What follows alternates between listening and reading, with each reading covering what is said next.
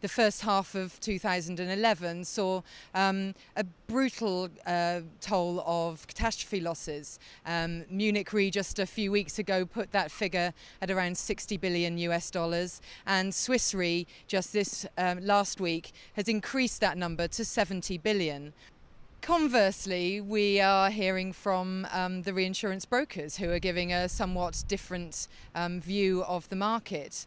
So the insurers and reinsurers, with their lost tolls from the first half of this year, are talking the market up. Reinsurance brokers are in some respects talking it down. Now, which way it will go will remain to be seen, and of course there is one unknown. We are in the middle of the US hurricane season, and if the wind blows, then indeed we will face a very different market at the 1st of January. If it doesn't, then I think this dance will continue for the next few months. Indeed, the New Zealand Earthquake Commission, which buys the largest property programme in the world, renewed at average rates online more than double at the 1st of June, and those loss hit accounts elsewhere around the globe have also suffered similar rate increases.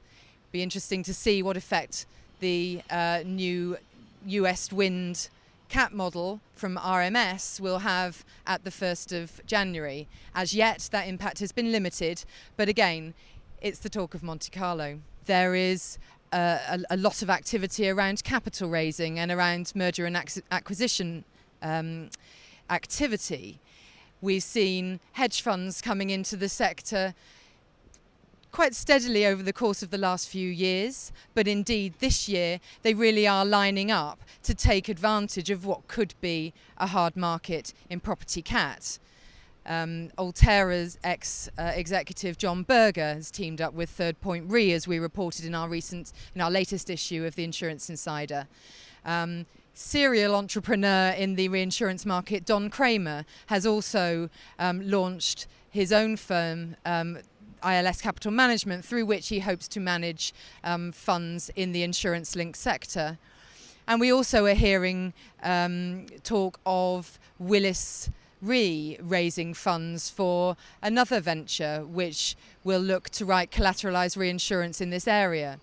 So despite the talk, there is action going on as well, and we will be tracking that very closely. On mergers and acquisitions, a lot of the talk in the south of France in these few days is around Transatlantic Re Holdings and their mooted merger with the Allied World, and what will happen there. We're awaiting a crucial vote later this month. And indeed, just a few minutes ago, before we came to camera, we heard that Mark Burns' Haverford outfit has just put in a part cash bid for London insurer Omega. So it will be interesting to track those developments as well over the next few days. The Insurance Insider has held its pre-Monte Carlo Executive Briefing in London, where over 300 of the global reinsurance executives gather to set the scene ahead of Monte Carlo. If the point was made at our pre-Monte Carlo Executive Briefing that really there cannot be a hard market without blood on the streets. And the question was raised over whether there really was blood on the streets quite yet in the reinsurance market. Dominic Christian again said that the market was hurting, but not that badly, and that he considered the first half losses to be an earnings event rather than a capital event.